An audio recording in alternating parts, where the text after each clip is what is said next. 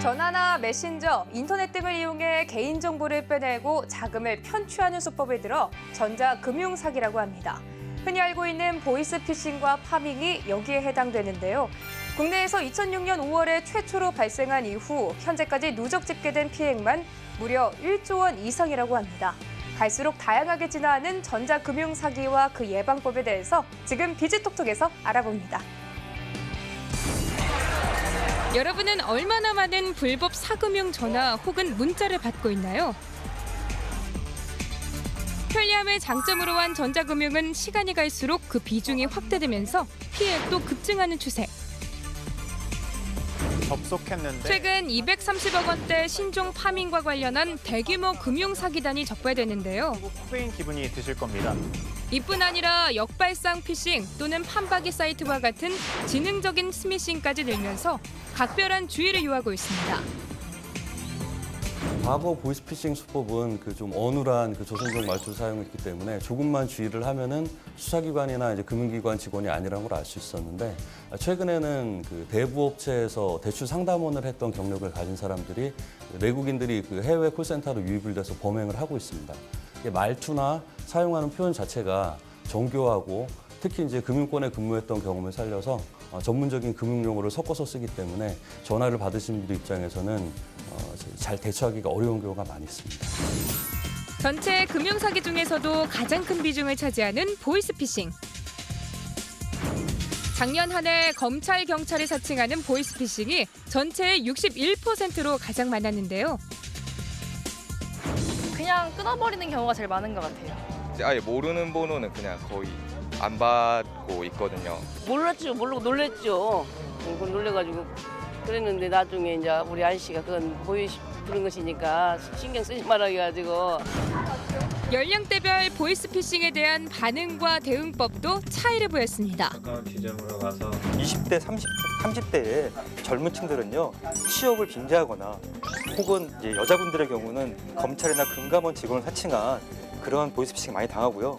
40대나 50대 급전이 필요한 분들은 이런 금융기관을 사칭한 대출 빙자형 보이스피싱에 많이 당하시고요. 그리고 이제 60대나 70대 어르신들의 경우에는 이제 현금을 찾아서 안전한 곳에 보관하라는 현금 인출령이라고 하는데요. 그런 보이스피싱에 많이 당하고 계십니다. 최근 보이스피싱 전화를 받고 가까스로 위기를 모면했다는 직장인 김희영 씨. 검찰청에서 근무하는 김某某라고 하는 조사관인데 잠시 여쭤볼 게 있으니까 협조 가능하냐. 그녀는 정부기관을 사칭한 보이스피싱 전화를 받았습니다. 네. 본인 맞으시고요. 네, 맞습니다. 네, 저는 담당 검사 김준기 검사입니다. 녹취 이어가도록 하겠고요. 네. 지금 비밀리에 수사를 진행 중인데 제 이름으로 만들어진 통장이 발견되었고 그게 대포 통장이다. 그래서 그게 악용되었다라고 얘기를 하더라고요. 그러면서 실제로 웹사이트를 불러주면서 여기가 지금 임시로 만든 검찰청에서 만든 웹사이트인데 여기에 들어가서 제 이름이랑 주민번호를 입력하면 네, 메인 홈페이지 보이시죠? 왼쪽 상단 온라인 민원실 밑에 보시면 나의 사건 조회라는 네모난 박스가 있을 겁니다. 네네 있습니다. 네네, 그러시면 회원 로그인은 안 되실 거고요. 네. 비회원 실명증 로그인을 통해서 로그인 하시게 되시면 공문이 바로 열람이 될 겁니다. 밑에 보시면 저희 검찰총장님 사인이랑 직인 있을 텐데 확인을 좀 해주시고요. 진짜 아찔하죠. 순식간에 몇 천만 원 날릴 수 있는 상황이었는데 그리고 집에 와서 제가 그 웹사이트를 다시 한번 들어가 봤거든요. 그랬더니 누구 이름을 넣고 누구 주민등록번호를 넣어도 다 그냥 그 사람 이름으로 발송된 송장인 거예요. 한마디로 가짜 웹사이트이기 때문에. 작년 한 해 기준 정부기관 사칭은 높은 비중을 차지했는데요. 또 다른 보이스피싱 유형에는 네, 지금 댁의 아드님이 빌린 돈을 갚지 않아가지고 지금 납치되었어요. 첫 번째, 납치형 사기부터. 네, 얼마 전 대출 상담 받으셨죠? 네, 고금리를 저금리로 대출해 드리는데요. 우선 승인이 필요합니다. 두 번째, 대출형 사기.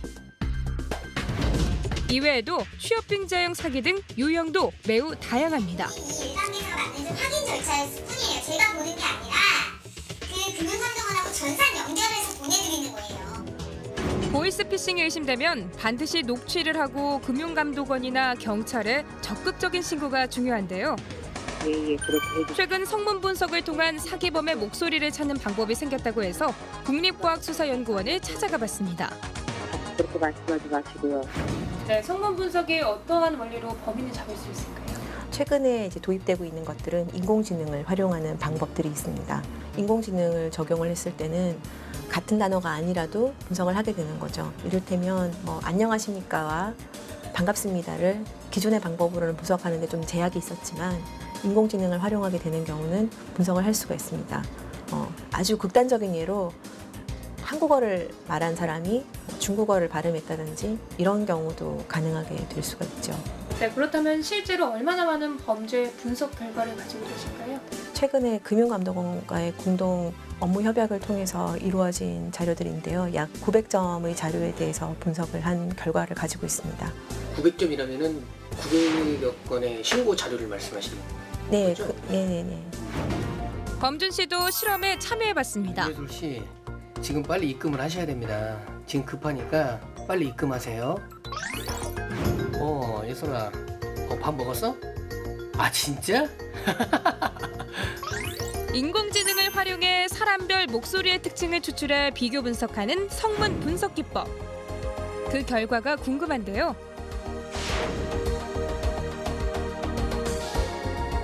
처음에 녹음하셨던 거랑 뒤에 녹음하셨던 게 사용하는 단어가 아주 다르신 경우인데요. 네.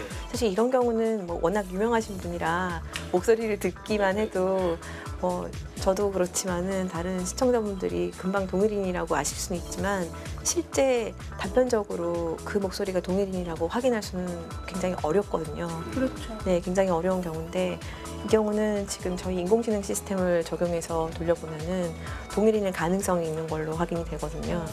네.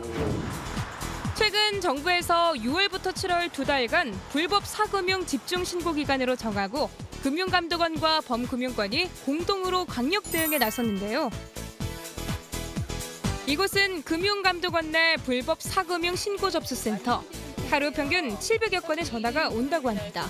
할 수 있거든요. 시간만 저희가 12명 정도 상담을 받고 있고요. 일 700건 정도 전화가 오고 있습니다. 그리고 전화 내용은 대출 사기 전화, 보이스피싱, 그리고 개인 사채, 그리고 불법 채권 추심에 대해서 주로 전화 상담을 받고 있습니다.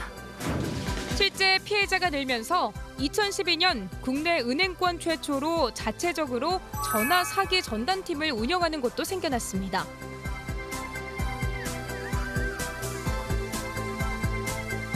그 대표적인 예가 이제 통장 만든 지 얼마 안 된 상황에서 갑작스럽게 돈이 큰 금액이 들어와서 빠진다거나 1, 2년 동안 거래가 많지 않았던 분이 일시적으로 큰 금액이 들어와서 빠진다거나 그러면 굉장히 의심스러운 유형에 해당이 됩니다. 그런 경우에 저희가 즉시 거래를 살펴가지고 특이한 사항이 있으면 일단 임시 조치를 취하는 거죠. 보이스피싱의 최종 단계하면 현금 인출 수단인 대포 통장을 들 수 있는데요. 금융감독원에 따르면 작년 한 해 대포 통장에 등록된 국민 수만 6만여 명. 이미 그 사기범들에게 속아서 계좌 이체를 하신 경우에는 골든타임이 30분입니다. 30분 동안 그 지연 인출제가 시행이 되고 있기 때문에 30분 이내에 112로 신고만 해주시면은 112 신고 접수와 더불어서 동시에 계좌 지급 정지 조치가 돼서 피해를 예방을 할 수가 있습니다. 보이스피싱을 이미 당한 경우라면 경찰청 112나 거래은행에 신고를 하면 사기범의 계좌가 지급 정지되고 채권 소멸일로부터 14일 이내 보이스피싱 피해금을 환급받을 수 있다고 합니다. 우선 보이스피싱으로 의심이 되면 전화를 먼저 끊는 것이 좋습니다.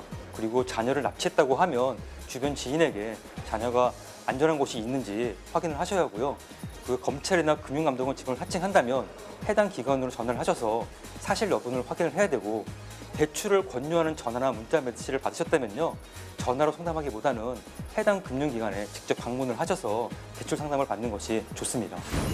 불법 사금융을 근절하기 위해서 최근 시민들이 불법 사금융을 직접 모니터링하는 시민 감시단의 확대와 불법 금융 파파라치 제도를 시행 중에 있습니다. 피해 발생 시 즉각적인 신고와 대처도 중요하지만 금융사기 무엇보다도 사전 예방이 최선입니다. 지금까지 비즈톡톡이었습니다.